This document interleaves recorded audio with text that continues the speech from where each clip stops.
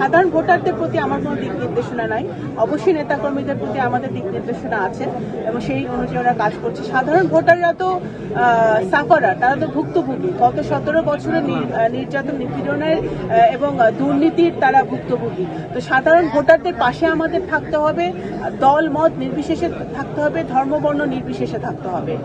এবং সাধারণ ভোটাররা কখনোই কিন্তু কোনো অপরাধ করে নাই। তারা একটা ভালো সরকার সবসময় চেয়েছিল যে তাদের বিপদে আপদে থাকবে, তাদের সুবিধা অসুবিধা দেখবে, যেটা বিগত সরকার দেখতে ব্যর্থ হয়েছে। তো আগামী দিনে যেন ভোটাররা সেই সুযোগটা পায়, সেই জন্যই আমাদের এই যুদ্ধ এবং এই আমি মনে করি যে আগামী দিনে ফেব্রুয়ারি 12 তারিখে যে ভোট হবে, সেই নির্বাচনের মধ্য দিয়ে, সুষ্ঠু নির্বাচনের মধ্য দিয়ে বাংলাদেশের মানুষ তাদের অধিকার ফেরত পাবে, গণতান্ত্রিক যাত্রা আরো সুগম হবে এবং আমাদের দেশের প্রত্যেকটি গণতান্ত্রিক প্রতিষ্ঠান দায়বদ্ধতার মধ্যে আসবে এবং স্বচ্ছতার মধ্যে আসবে।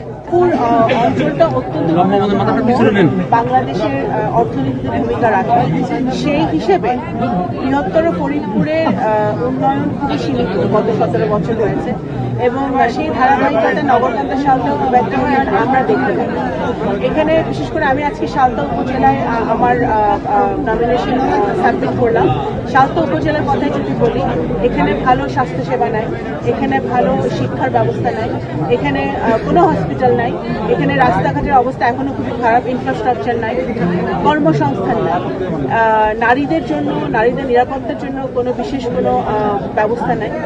এই সকল কাজ আমি, যেহেতু আমাদের অর্ধেকের বেশি নারী, আমি নারীদের জন্য কাজ করতে চাই, তাদের শিক্ষার জন্য কাজ করতে চাই। যেমন দেশনেত্রী বেগম খালেদা জিয়া প্রমাণ করে গেছেন যে নারীদের জন্য বিএনপি সবসময় বেশি অগ্রাধিকার কাজ করেছে, তাদের জন্য কাজ করতে চাই।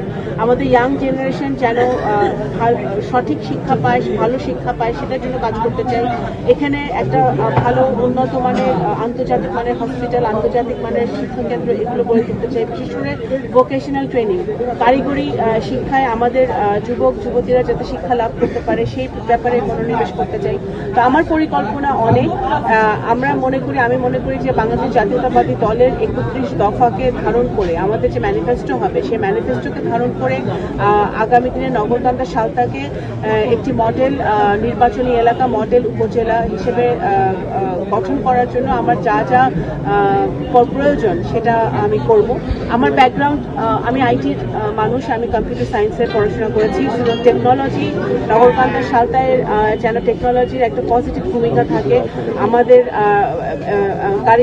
আমাদের আপামর জনতা যেন টেকনোলজির একটা সুযোগ পায়, ছোঁয়া পায়, সেই দিকে আমি অবশ্যই। নতুন এবং ফিরে আসা গ্রাহকদের জন্য নগদে চলছে ক্যাশব্যাক সহ প্রতিদিন হাজারো উপহার জেতার সুযোগ। হবে আশা আর ফেরা, সারপ্রাইজ সেরা।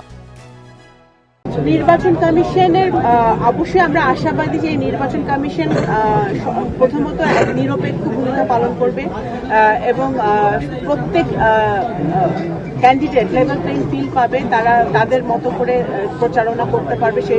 সেই জায়গায় নির্বাচন কমিশন কঠোর ভূমিকা পালন করবে, সেটা আমরা আশা করি। আমরা এখন পর্যন্ত নির্বাচন কমিশনের উপর আশাবাদী 100%। আগামী দিনে যেন নির্বাচন কমিশন আরো শক্তিশালী ভূমিকা পালন করে, বিশেষ করে আইন শৃঙ্খলার দিক দিয়ে। কারণ আমরা জানি যে গত বছর 5ই অগস্টে ফ্যাসিবাদের পতনের পরে আমাদের অনেক বেআইনি বা ইলিগাল আর্মস আমরা চুরি হয়েছে, যেগুলো এখনো রিকভার হয় নাই। তো সেই দিক থেকে আমরা মনে করি যে আইন শৃঙ্খলার বিষয়টা নির্বাচন কমিশনকে আরো বিশেষভাবে দেখতে হবে।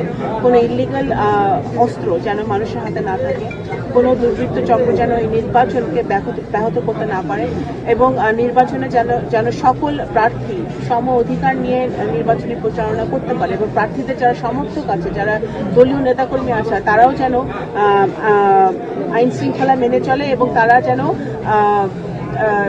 তাদের উপরে যেন কোনো মামলা না হয়, সেটাও কিন্তু নির্বাচন কমিশনের দেখার দায়িত্ব এবং সেটা নির্বাচন কমিশন সেই দায়িত্ব পালন করবে বলে আমি আশা করি।